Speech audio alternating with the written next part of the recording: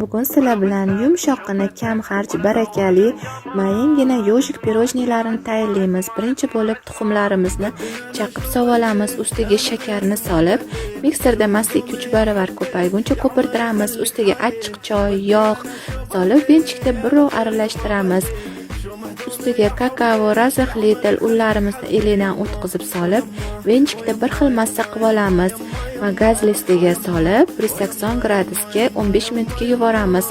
Ana pishib chiqqan go'shtlarimizni sovutib, xuddi shunaqa dumaloq formada kesib chiqamiz. Ustini kofe bilan propitka qilamiz.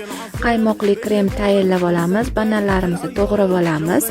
Kremni nasatkaga solib, ozginadan siqib chiqazamiz. Ustiga bananlarni solib, ustidan yana chiroyli qilib gul formasini berib siqib chiqazamiz. Chetidan chiqqan ko'rjlarni maydalab olib, ustiga bir xil qilib sepib, ustini ganaj bilan chiroyli qilib bezatamiz.